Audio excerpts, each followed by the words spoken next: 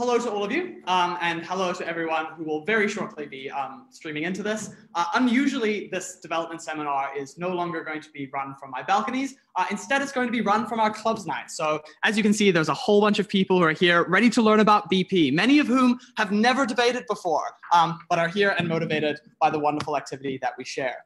So today we're talking very basics introduction to British parliamentary, because in New Zealand and in many places within the Southern Hemisphere, we shift from 3v3 debating, which we do in the first half of our academic year and culminates in Australs, to BP, which we do for the second half of our year, which traditionally culminates in Worlds, but as Worlds has been pushed back a little bit this year, it'll be more a general purpose introduction to you all for figuring out what is BP, how should you be thinking about it, and why is it the world's most popular debating style.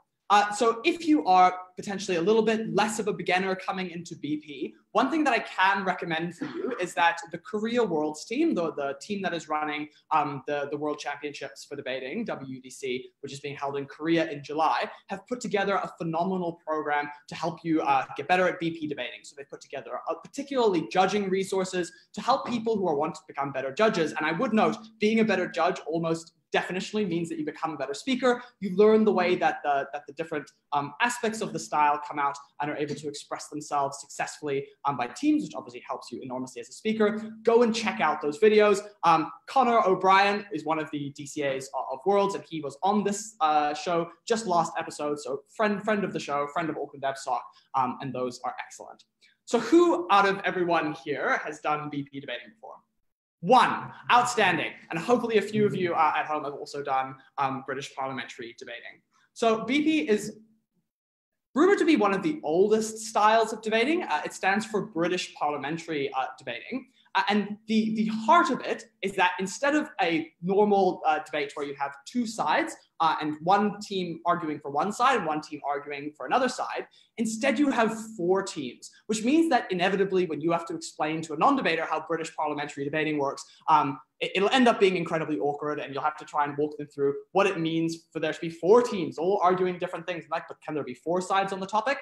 So what I'm going to do first up is just situate this debate for you in terms of how those different teams works.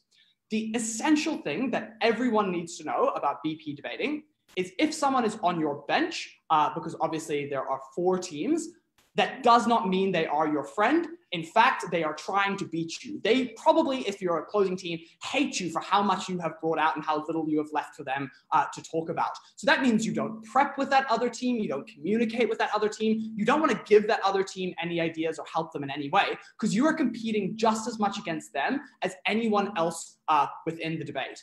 So what will happen is you will have four particular team positions and then different speaker roles within that. So if we look at the team positions, you obviously have opening government. They are basically like the affirming team, and they are the opening team, which means they are the first group to speak, and they just bring out a case in support of the motion. So say the motion is the one on the board.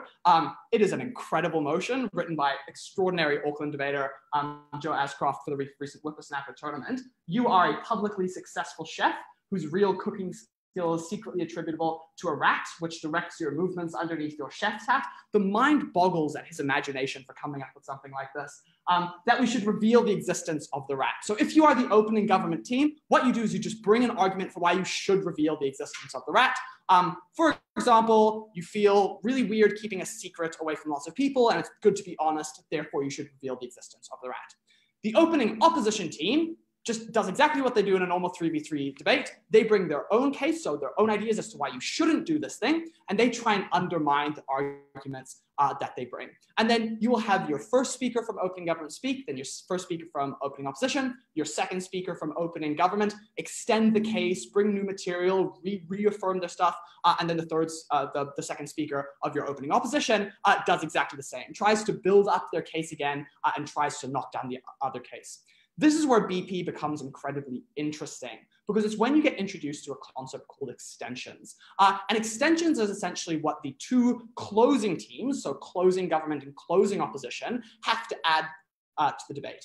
And importantly, they have to not only engage with the rest of the debate and explain why their side is better than the other side, they also have to explain why their contribution is more meaningful than the contribution that has come before. And so extensions can be anything as long as it is not derivative, as long as it is not reliant on the arguments that have been brought before. So often a question we get is, does the contribution of the closing team have to be its own argument? So for example, if they ran that it's very hard to keep a secret, and you as a closing team also want to talk about how it's hard to keep a secret, you just think it's hard to keep a secret for different reasons as the opening team, or you think they've had an excellent response from the opposition team and you're the only one who can defend it. Those are both valid forms of extension, and extension can be internal to a point, so it can be on the same broad subject area and try and bolster it up.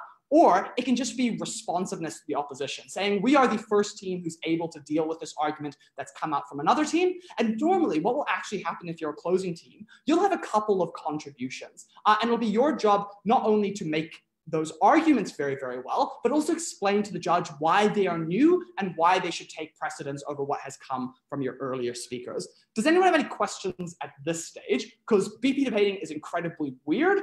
It's quite easy to get tripped up. Any questions? I'll have a look on the live stream, see if there are any questions there as well. We have a question. Question over here. Yeah. Do the later teams have to demonstrate why the earlier teams that are on their slides arguments are bad? So this actually, thank you very much for that question. This gets me to something that is quite crucial, and if you didn't do it, you would explode magnificently on the debating stage. Your job is to explain why your point is more important, but the way you have to do that is not by explicitly trying to beat the points that come earlier. And one of the major things that you have to do is remain consistent with your opening team. So for example, if you believe that it is also important to keep that keeping the secret is really bad, it really hurts you, you will want to bring your own argument and explain why, but you can't be like, my opening team was wrong when they said this. They mistook this bit of rebuttal. You never rebut your opening team, but you can definitely do the way. Be like, my opening team's argument extends this far, but no farther. This is what they're able to prove. I think that's great. Well done, my opening team. That was a great contribution. But here's the most important thing, and it's more important than that for this, this, and this. And remember, no shade of my opening team. They did a really good job. They tried really hard. But in the end, they must be destroyed by our excellent point that we have brought. So it's a wonderfully subtle form of shading that you do to your opening team, and it's all based on that weighing. But note, you can never contradict your opening team. And of course, they might say, this is the most important thing in the debate. And then obviously you can contradict them to some degree because you want to explain why your thing is the most important thing in the debate. But if you contradict something that your opening speaker says, that is called knifing your opening. And you do not want to knife your opening, it sends you to jail. It doesn't mean you lose the debate, but anything you want to claim after that point, any benefits you want to take from it, will be discounted by the judge. They won't give it to you. Say you give a killer point that knocks their argument out of the debate, you are unable to benefit it because that is in contradiction with your earlier team. That's a very good question. Any other questions? Yes?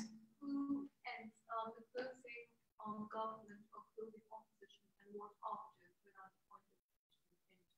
Excellent. So I'll chat about POIs in a little bit, but the same structure that is followed. So the question was who speaks last, the closing opposition or the closing government? What is the order of the way that people speak there? It follows in the same way as the opening. So if you've got the first speaker of government, then first speaker of opposition, then second speaker, then second speaker, the same thing kind of happens at the end, where you have the first of the extension speakers, which is opening government, first of the extension speakers from opposition, first opposition. Then you have the whip speaker, or the last speaker, the second speaker of the closing, but the last speaker of the bench, the government bench, then the last speaker of the opposition. And this is a style that has no replies. So at the end of that last opposition speech, that is the end of the debate, the judges go away to argue vociferously about the decision. Eventually in 15 minutes, the volunteer tells them that they've got no more time to argue about random things and they need to give you the results. At that stage, they'll tell you which of the teams win. So there are no replies. And then POIs, I'll deal with that in a little bit if that's okay. Sorry, do we have a question from up there? Yeah. Is it considered knifing your own team if you like introduce like a completely parallel argument, or like you kind of find like a very different, like a kind of counter model type situation? There is a whole jurisprudence about is something a knife or is something not a knife. That question went over quite a few things, so I'll just unpack it here. So the first thing to say is, of course, you can run parallel cases, but you need to explain how it's not contradictory with the earlier arguments. And it can be in a different direction. And often a very useful tool is to be like, my opening government said this, and then my opening opposition said this, which I would say doesn't beat that argument, but you as the judge might think beats that argument. But I'm going to bring something that isn't hit by that rebuttal, a new aspect that avoids that attack. And that can be seen as a very, very smart and very good contribution.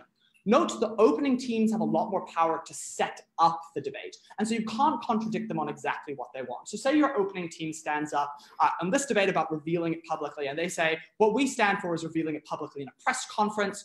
You can't then come out and be like, we wouldn't reveal it in a press conference, we would do X, Y, and Z. So they have the ability to set when there's ambiguity, they have the ability to define it. And if they haven't done that, then you have the ability.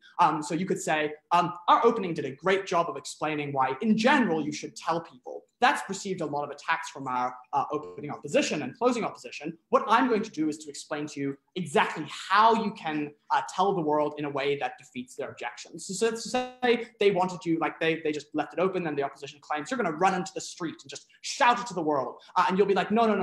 What we're going to do is we're going to be very clear. We're going to have scientific evidence from day one. We're going to introduce science. Like you can add some of those nuances as long as it's not contradictory. And all of the time, your other team will be like, no, that's contradictory. They can't benefit from that material. And so you have to be quite clear on explaining why what you have added to the debate doesn't contradict the earlier points. And here's actually something that you really need to be actually watching out for with a POI, if you're an opening team or a closing team on the other side. Sometimes other teams will run arguments and it won't be apparent that it contradicts the earlier team. So if you can figure out how they're contradicting their earlier team and then explain like, this would be a very promising argument, except it contrasts with their opening team and is therefore a knife and can't be considered within a debate, that's like a clever way of trying to beat arguments that you otherwise wouldn't have any other ways to defeat, or just another like arrow in your quiver in terms of beating those arguments.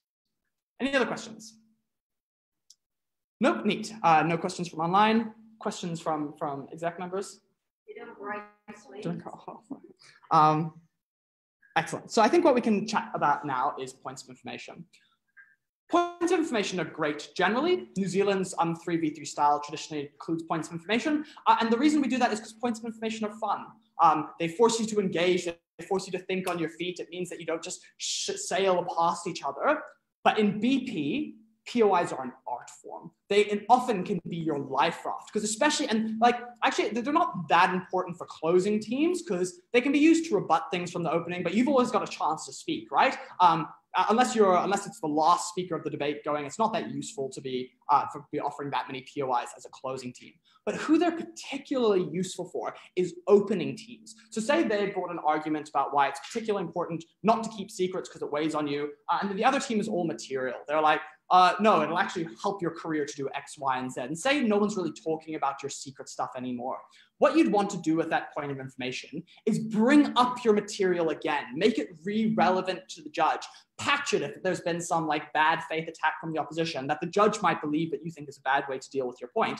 It's a really important way to bring back up your material. And there's a relative obligation on closing teams to make sure they're accepting POIs from the opening teams. Otherwise, it's shutting out that team, and that is considered both rude and is considered not helpful, because if you're ignoring the opening, you're not necessarily engaging with their arguments as well as you could be. Any questions about POIs? They're offered between end of the first minute to beginning of the 6th minute.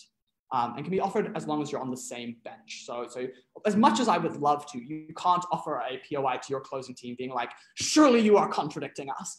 What you can do is offer it to the other team and be like, surely they're contradicting us. So that you do have that latitude to offer POIs to the other team, and then but offer them in a way that ends up shading your closing team. So there's a bit of an art form as to how the POIs operate there as well. So the last few things that I'll talk about, and then before we just have general questions, is first I'm going to talk about two particularly important concepts that you'll hear thrown around a lot in BP debating that you won't hear thrown around in other debating. The first is robustness.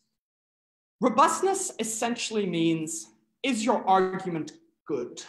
Do we think your argument is plausible? How much weight would we give it? Because in BP, a lot of the weighing that happens between different arguments is done by the judge rather than necessarily by the teams. If you're the teams, please do the weighing, but sometimes it doesn't happen. So say, for example, you've got an opening government team who brings an argument, then gets left really far behind, but kind of irrelevant, and then a closing opposition brings an argument that's also kind of irrelevant, and neither of them engage with each other. How do you weigh the contribution of opening government versus the contribution of closing opposition when neither of them talked about each other?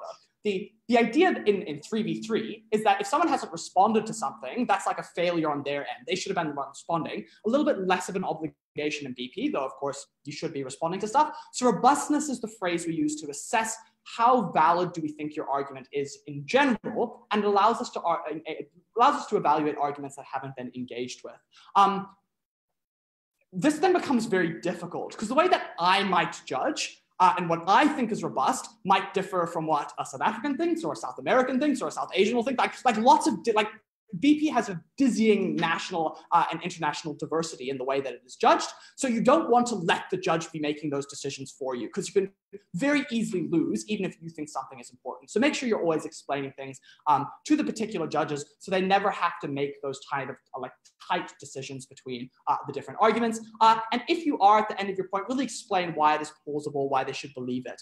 And the way in which we attempt to make the standard of robustness non-variable so that I can be judged the same way when I go to Worlds by someone from the Asian circuit and someone from the South American circuit is to insert something called it goes by different names. The average reasonable voter, the average global citizen, the reasonable global citizen is essentially someone who is really clever, way smarter than your average person, but roughly knows as much as that average person. They're introduced to as much as normal. They read most of the headlines of the global newspapers worldwide. So if you're ever stuck in BP and you're trying to figure out how to judge particular clashes, or you're trying to figure out whether something is true, teams lie in BP all the time. And other team will be like, you lied, but you'll be like, I don't know who lied. I don't know nothing about steel prices in Bahrain. Just ask yourself, would the average reasonable person who's roughly familiar with the topic know this, and that's how you assess whether an argument is overall good or overall bad. But remember, you don't want to give the judge the opportunity to do that. BP judging is notoriously all over the place. You want to be explaining to them, and then realistically, if they're just reading your words in their adjudication, you have done a good job. Second important concept is derivativeness. And I actually have to spend very little time on this because I think I've already explained it well. I just haven't used the word that is used in international debating. And derivative is when you've said something that is the same as your opening team, but you've said it in a prettier way. So say, for example, they're like, it's important because having secrets makes you feel bad. And your closing team comes up and be like, I cannot comprehend the true pain of being isolated from friends in the bubble of secrecy. That sounds lovely, but hasn't added anything to that debate. And so you'll, instead of saying, surely that's not the same, or that's contradictory with my argument, you'll POI the other closing team and be like, surely that's the same as what I said. That's just said in a slightly more eloquent way. So make sure that you are actually adding arguments, you are actually adding mechanisms, you're actually contributing to the debate, and then say that's what you're doing. Say, this is what my opening team brought. They explained it to this degree. Here's what I'm adding. And if you do that, you'll be able to defend yourself against claims of derivativeness. Last two things to talk about. Firstly, engagement. Important, remember, you're engaging both across the bench, trying to beat the other arguments, and down the bench. So you're trying to explain why your thing is more important. But thank you for the question about knifing and the questions about explaining why you were different, because those are two things that you need to be doing. You need to be not knifing the team, not being contradictory to them, but you need to be explaining why your points are more relevant, more important, better understood, and importantly, not the same as the arguments that have come before. Last thing is how to prep. Obviously, if you prep for any 3v3 tournament, you just want to get the arguments out, right? You're like, oh my God, I need arguments. I'm speaking in half an hour, 15 minutes, or however much time. In BP, it's slightly different. If you're an opening team, you still do that, but you only get 15 minutes. So you're like, oh my God, I have to say things in 15 minutes. And you're going to want to go a little bit more broad, right? Well, actually, no, there's two approaches to opening a BP. We'll do a lot more sessions on how to perfect your opening, but you want to do two things. You want to bring an argument that's great. You want to bring the best argument, but you also want to make sure that they don't have too much to play with. Because if you bring the best argument and they bring the second best, third best, fourth best, and fifth best argument, they can still beat you even if your one argument is good. So often you adopt a slightly broad perspective, and we'll have a long chat about that. But if you are a closing team, you don't know what your opening team is going to say. So if you get really attached to one argument and you develop it well, and then your opening stands up and gives that argument, well, you're like kind of fucked, right? You've got nothing else to add to the debate. So often what I will do when I'm in closing team is just brainstorm. You'd be like, okay, here's what I think the best argument is. And realistically, our opening team is going to say it because it's really freaking obvious. Here are arguments 2, 3, 4, 5, 6, 7, 8, and try and come up with as many arguments as you can. And then often when I'm listening to the first speaker of the other team, I'm crossing things out. I'll be like, cross. Oh no, I really like that. Cross. Oh, I love that point. Cross. Because they're bringing out good arguments. And myself and Zachary Chambers, Grumpy, who some of you will have met, and some of you will meet as you engage debating. We were once in a debate at Worlds against the team that ended up winning Worlds. So obviously like very, very good team. And we were closing behind them. And I had like 9 points that I was going to run. And this first speaker got up and I crossed every single one of those points off my page. And we ended up coming fourth in that debate. So that's an awful feeling when you just have nothing else to add. So make sure you're going broad enough that you don't get locked out of the debate. And that I think is actually the last thing to add. You get ranked 1 to 4. So best team gets first, second best team gets second, third best team, blah, blah, blah, blah. And everything is done on a team-by-team comparison. The team that took first beat all the other teams by doing this. In specific, they beat the team that was closest to them by doing this. The second team managed to beat the other team, 2 teams by doing this. Third best team managed to beat the last team by doing this. So it's all those comparisons between the teams to explain why they are able to come up or are smacked down. Okay, any last questions about BP debating before we jump into some games? Yeah, up front. What are the 2 main distinctions between the first and second speakers on each team? So of the opening teams or of all the teams? All the teams. So opening, there's actually not a huge amount that technically distinguishes the opening speakers. So some very, very good BP teams essentially give 2 prime minister speeches. They bring out one case at first, and then they defend it a little bit, but then they bring out another case at second. And so there's a lot of material, there's not a lot of room for their second speech bring, and you can do that. But of course, the more time you spend bringing new material, the less time you can spend on defending your old material. And if your old material is important and gets responded to, you might be left with no case. So there's a little bit of a balance to run there. But obviously they also need to do a little bit less of the setup-y stuff. They don't need to go through the model, but they can clarify things that are important. It's a little bit different when you're closing. So your member speech, or the first speaker of the closing teams, just called member, is sometimes called an extension speaker. Their job is just to bring the extension and then try and beat everyone else. So often what I'll do is be like, the first thing I'm going to do is going to walk you through exactly what we add to the debate. Here's our extension. Our extension is, sure, you might care that it sucks to keep secrets, but far more importantly, you'll be locked in a mental asylum if you reveal that like a rat is controlling you. So that might be our extension. And I'll be like, and I'll walk through my extension just like you do as an opening. And then the second step, of course, to be like, we agree that keeping secrets is hard, but we still think that our point is more important for X, Y, and Z reasons. And then you engage across the bench being like, and we beat the other team by doing X, Y, and Z. Your whip is a little bit different. As I explained earlier, you're not allowed to bring any new substantive arguments. So for example, I couldn't bring out the mental institution point if it's never been mentioned in the debate. So you just have to respond to things and explain why you're the team that wins. So it's often described as the whip. And so you try and whip your team's case and explain why it is better than everyone else's cases, and explain specifically what you've added to your overall bench and why that's the thing that should tip you over into being the winning side. Cool, good question. Question up there? So in terms of POI, and like 3 week where you kind of go, you should accept like 1 or 2 POI. And what is it in BP? Is it like similar, or should you be accepting more, or should you be aiming for? So when you go to a tournament, different tournaments have slightly different rules, and certain judges are more or less lenient on POIs. My rule of thumb is accept 3 as a team, and make sure that no one doesn't accept any. Most of the time, I'll only accept 1 POI. Sometimes if I'm really on a roll, I'm really smacking the other team, I'll be like, I'll give them another bite at the apple. I'll extend the margin here by crushing the last point they want to bring. So you can do that, but there's no strong obligation on you to accept more than 1. But if you are a closing team, make sure you are accepting at least 1, probably 2 POIs from the other opening team. Because that'll give you points on making sure you're engaging across the bench. Yeah, cool. Any other questions? Yes. Between being whip and closing, within that sphere, if you're not allowed to bring new points and it's waiting for you to, as you've exhausted all topics, what exactly do you do in a situation where you've exhausted all topics and all you have to do is persuasion, but uncomfortable situation? What do you do? Well, if you've truly exhausted all topics, you should probably sit down because you've won by an enormous margin.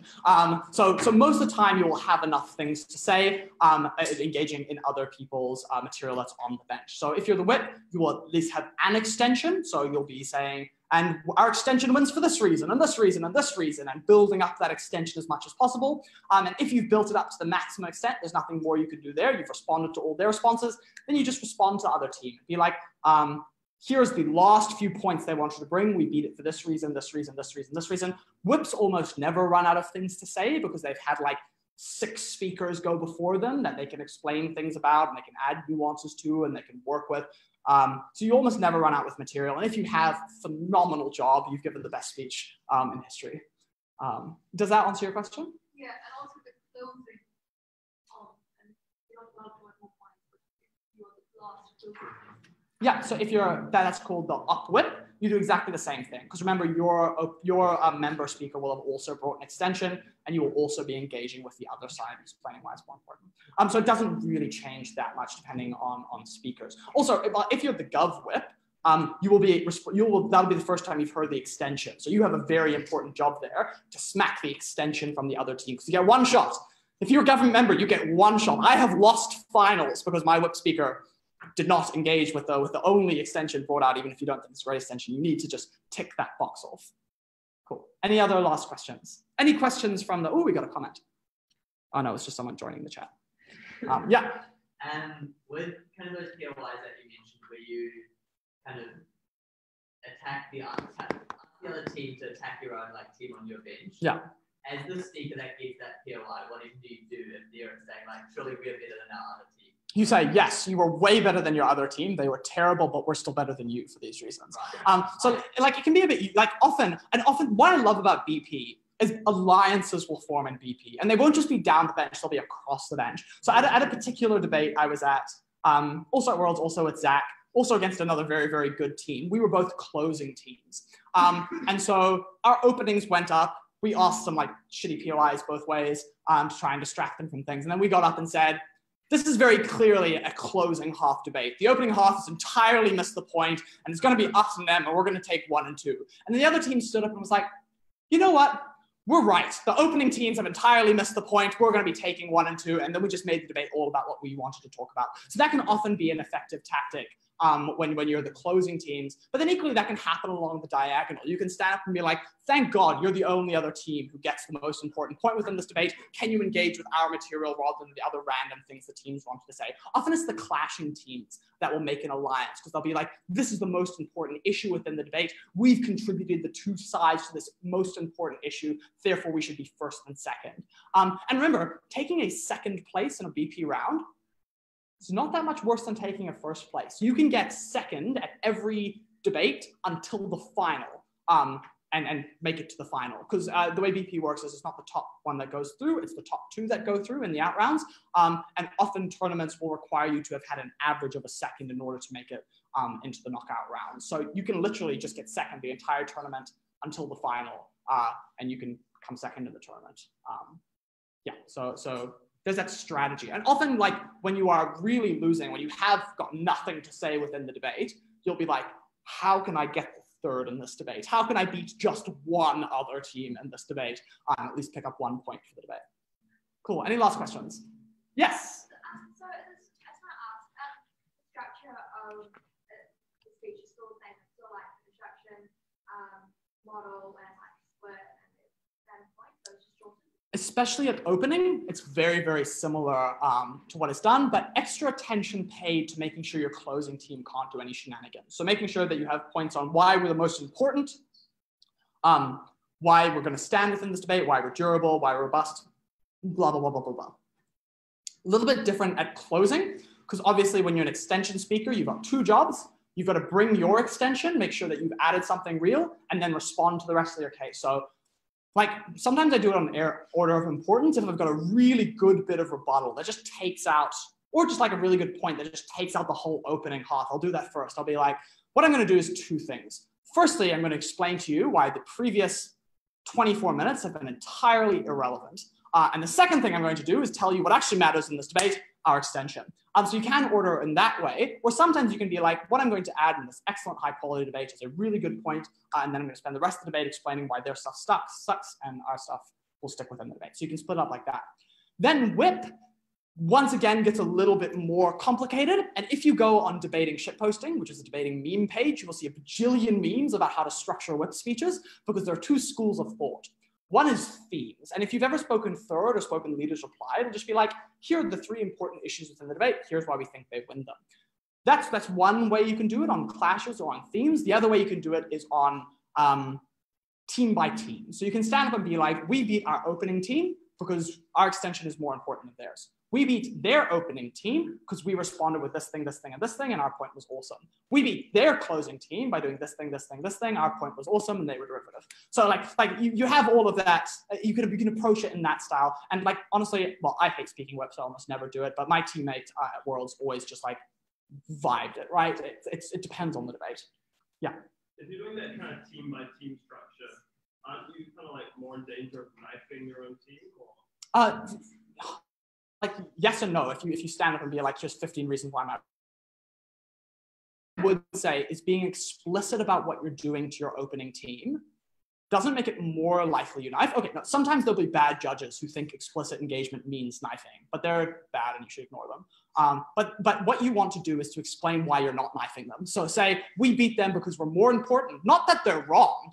They're right about this outlandish point that has just been stomped by the opposition team. But if you accept that the opposition have in fact stomped it, here's why we were to win. So there's like, it's like a linguistic thing you can do. You can be like, even if inconceivably our opening team, who is terribly wrong, is wrong, here's why we still are able to win this debate. So being explicit about what you're doing, explaining why you're more important, can actually sometimes make it less likely the judge considers you knifing, especially if the other team has accused you of knifing. Your opening is like, the reason why we beat our opening is because our point is awesome. And importantly, unlike was accused to us by their closing, it is not a knife or it is not derivative, and here's why.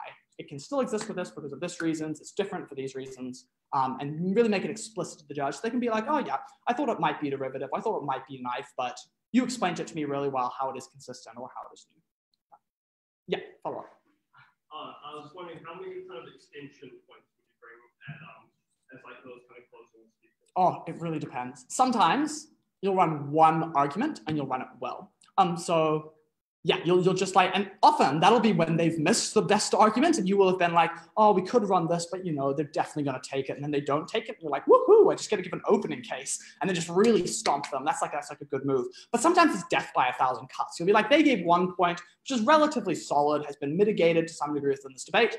I win this debate by proving to you 9 things. I'm going to prove to you 8 tiny things about rat reveals and how you win. But remember, the more points you add, the more like debating is not like mathematics. It's quite easy to like mess up the relative value. So you want to keep it like reasonably manageable for the judge in their head.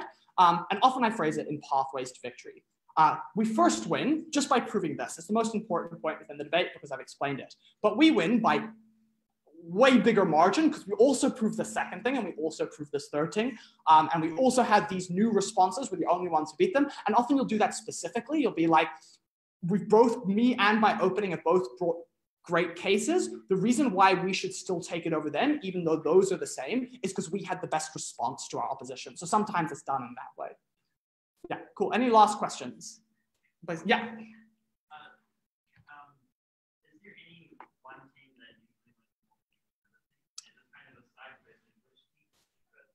Oh, I love closing. Like opening is, well, actually no. So I quite like speaking second at opening, especially when I can do an expansive second. And so say my first speaker's done a really good job of proving our argument, it really stands. I can bring like 8 more arguments and I can watch the sadness on my closing team face as like they're having to cross out things like 1 speech away from when they have to start speaking. That is a great feeling. No, but bringing a great extension that no one's thought of and running away with the debate is also enormous amounts of fun. Technically, statistically, I think there is a bias for opening opposition, but it like the noise within debates means that it's almost meaningless. We've done lots of research on it. there's like not a particularly statistically significant advantage to any team. Yeah. So you talk about like how like closing can be like, here's why like everything that we talk about is like a role. How is an opening team, first of all, like as you said about the case, Singapore, like what do you do to make sure that doesn't happen to like still win other than like 7 and 5? So the first things is there's a magic to points of information. Points of information can resurrect a thoroughly dead case, at least to get you a second or a third by adding that missing link. I think the way you guard against it is just by doing your basics well. So prove the point, make sure it's proven, you're not just doing impacts, and make sure then you weigh it. So you say how important it is, you make sure it's got impacts, these are the consequences it's going to have, and if they stand up and try and say that it's irrelevant, you give a point of information like, why do you want children to die or something? Why do you think children are irrelevant? And if you've proved it well, it won't be able to be washed out. But there is a definite art in being a closing team that washes points to nothing. Sydney University is just so annoying, but so phenomenal in how they'll just take your opening really well-constructed points and you'll miss like a tiny, tiny thing in how you'll do it. And they'll be like, unfortunately, the absence of this tiny point means they've proved nothing. And that's deeply frustrating. So doing the basics well as an opening team is highly important because they will be looking aggressively to snake you. Or they'll try and claim it. They'll be like, they missed explaining why death is bad. We give you 8 reasons why death is bad, therefore we get all of their benefits. American teams try and do this all the time. They're like, they have not theoretically justified why pain is something we should care about. And you'll be like, oh, you numpties. But the thing is they lose, and that's okay. New Zealand and Australia are awesome, and American debating is way worse. Yeah, hello Americans. Yeah. And someone explained it to me as like the structure of opening is kind of first and second, and the structure of closing is kind of like a second and a third speed. Would you agree with that? Yes, but almost entirely, except to say that you are the most selfish second and third speaker possible when you're closing. Because you don't really want to be helping your earlier speakers. You want to be subtly shading them. Yeah, like I think that's a good way to think about it in general in terms of the bringing substantive responding to the rest of the debate. But you like, there are a lot of teams who are new to BP who will be like, yeah, the points brought by my opening were awesome. I'm going to spend my whole speech explaining why they're great, like they would if they were a third speaker. And then the opening team gets the first enormously and they get lost because they're like, yeah, we didn't think you really added anything to the debate. You were correct in that your first and second speakers were awesome, but they are not on the same team as you and you came hard fourth. Yeah. Neat. Any last questions, or we can do some games? Games. Okay, excellent. Farewell to everyone who was watching from overseas. Apologies to Americans, please. I don't think your debating is terrible. I think sometimes you just try and, yeah, I'm gonna cut it. Like death is bad. We know death is bad. Just you're not adding anything by trying to prove it. Farewell.